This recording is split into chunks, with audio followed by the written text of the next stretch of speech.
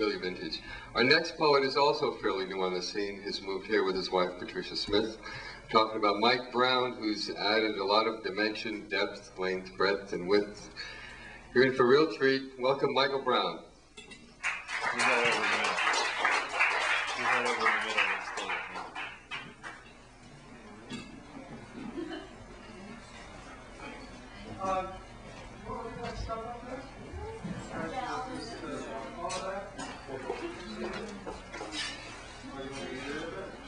I don't have to go up there. Matter of fact, maybe I don't want to go up there. I feel uncomfortable going up there, isn't it? I'm not one of these performance people. I don't care very much to go stand in front and prancing around and dance and do things. I'm in the old school. I believe in poets who used to tell the truth, the hard truth nobody wanted to hear. When they made things of beauty, my God, people were stunned. I'll go for all of this audio-visual, dancing around, jumping around. I don't know that I have anything much to say or do tonight. Not what I can tell you.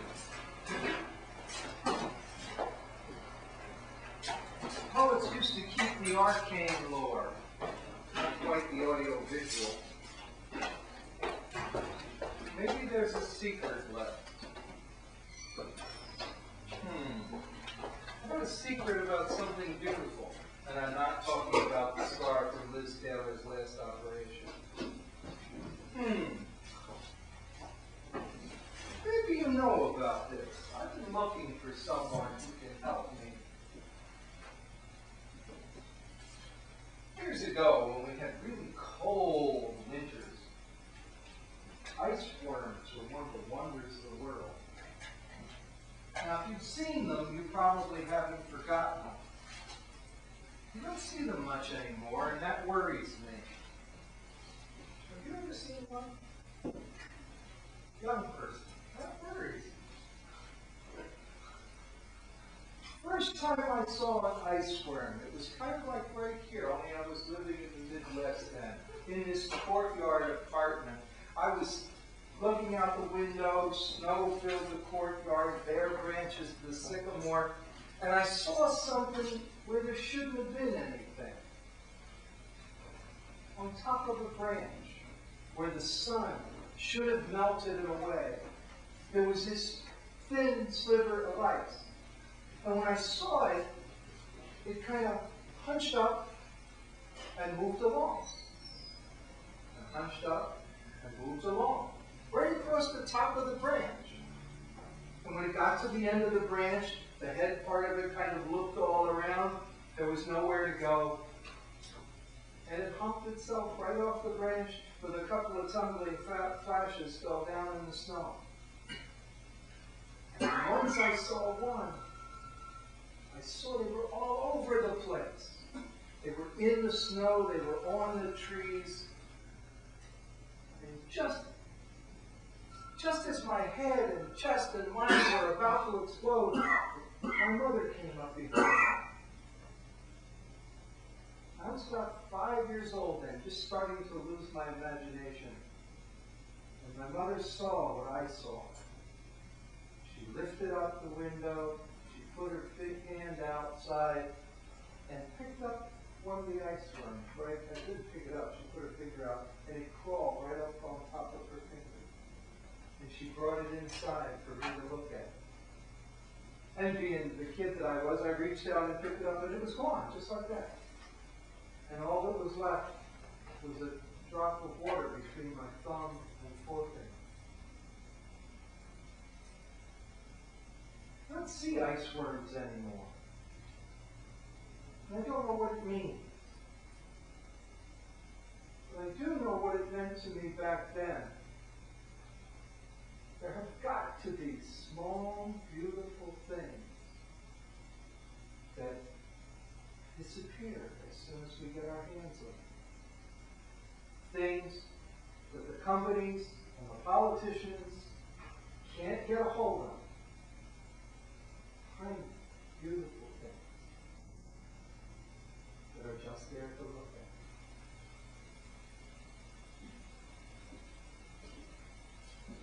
at. I spent my whole life making somebody rich. I busted my ass for that son of a bitch, and he left me to die like a dog in a ditch and told me I'm all used up.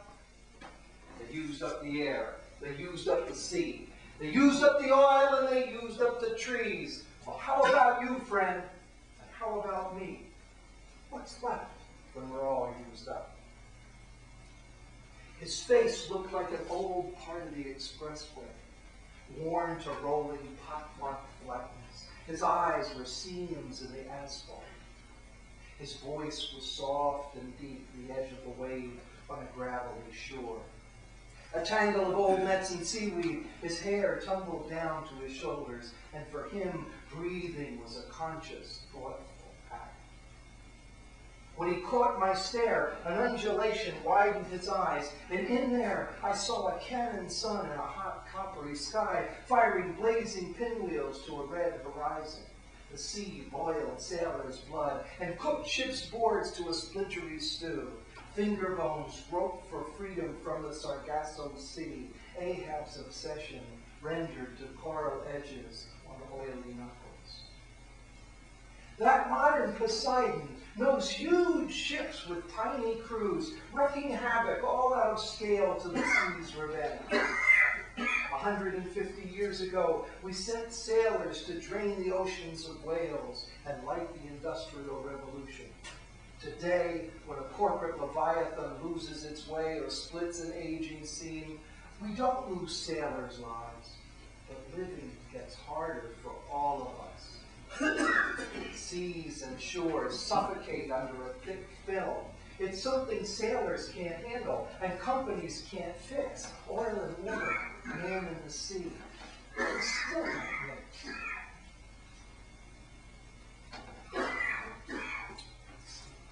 Yeah, it sure tasted good. That's what I said. I'll have another as long as you're buying. I'd like to live on whiskey and chocolate ice cream. Move someplace where it's warm in December. Some kind old lady will make me take baths, steak twice a week, chicken on Sunday. I worked all my life. Is that too much to ask? A narrow ravine runs through the center of a park in Rangoon. Outside, threading among weary Burmese in sarongs and sports shirts, teams of government men in snap-brim hats and trench coats will arrest anyone who comes too close to Freedom Park. In China, the chasm of lost magic is Tiananmen Square. In America, the barren ground of hope is Tompkins Square Park in New York City. Its chairs and wrought iron gone, the police have tossed its homeless outside. A communist can sit and talk business in the 7A cafe, while across the street behind the chain-link fence, I hear murmurs from ghosts who brushed their teeth with their forefingers, combed their greasy hair with their hands, and slept in plastic tents and cloth crates. One of them took out a pint of resentment, sipped the wild rose, passed it around, the hard times of hope shining out of the paper bag of friendship. These men believed the president. They voted for this regime when they heard it, and now they sit with embarrassed smiles while the man from the People's Tribune orders more coffee, and no preacher Casey calls up any lost magic. No Richard Wright watches, no Steinbeck takes notes, no Guthrie or ropes and aims any rhetoric, no Dorothea Lange points a camera, no Emma Goldman harangues them about how they must seize their country in their own hands. Fed too long on bad principles and abandoned by the champions of the underdog, the homeless have lost their work, their names, their voices, everything but their shame. It's not enough to know with Gandhi that dictators always fall. We must take back the land, control the police, and give the tyrants a shove.